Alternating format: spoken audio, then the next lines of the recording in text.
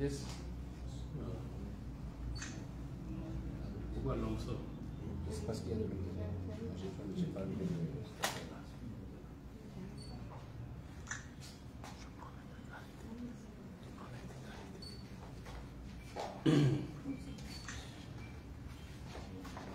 Et le consul suivant, s'il vous plaît.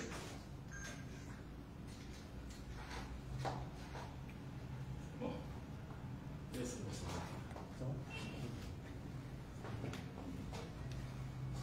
Mesdames, Messieurs, bonsoir. Le 13 mai 2025, le parquet spécial près la Cour de répression des infractions économiques et du terrorisme a été saisi de faits présumés de corruption impliquant des fonctionnaires du ministère de l'Intérieur et de la Sécurité publique.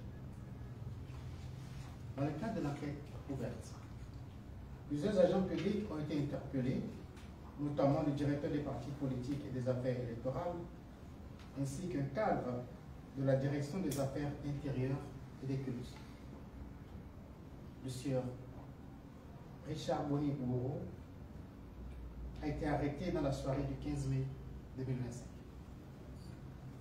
À ce stade des investigations, les éléments recueillis laissent apparaître que dans le processus administratif de reconnaissance du parti politique dénommé le libéral, des sommes d'argent auraient été convenues et versées à des fonctionnaires en contrepartie de leur intervention pour l'aboutissement du dossier.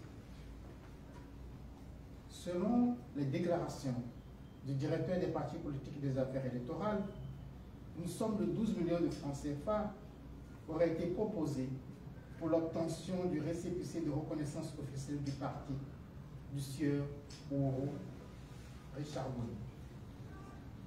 Il affirme toutefois n'avoir effectivement perçu que 5 millions de francs CFA.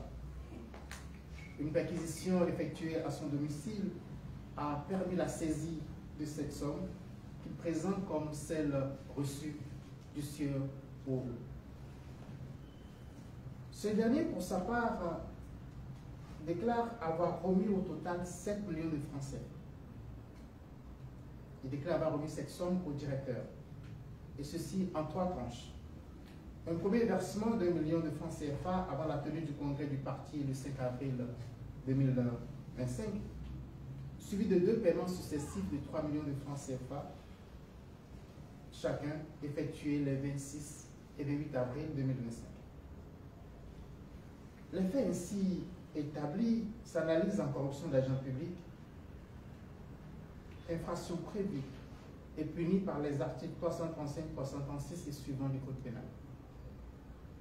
Le législateur béninois, particulièrement sévère sur cette infraction, punit aussi bien celui qui fait les dons que celui qui les agrée au fait d'accomplir un acte entrant dans le cadre de ses fonctions, mais non sujet à rémunération.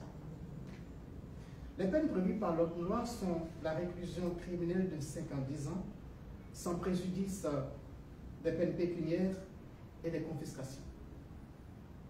C'est le lieu de rappeler à tous que les demandes répétées de l'agent public ne constituent pas un fait justificatif de l'infraction de corruption à l'égard de celui qui fait les dons. Céder aux sollicitations d'un agent public et lui faire des dons pour un coupable de corruption, au même titre que lui.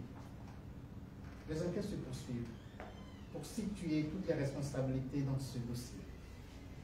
Le parquet spécial près la criée réaffirme sa détermination à poursuivre sans relâche le fléau de la corruption dans notre pays et encourage tous nos citoyens à dénoncer ces faits lorsqu'ils en sont des victimes ou des témoins.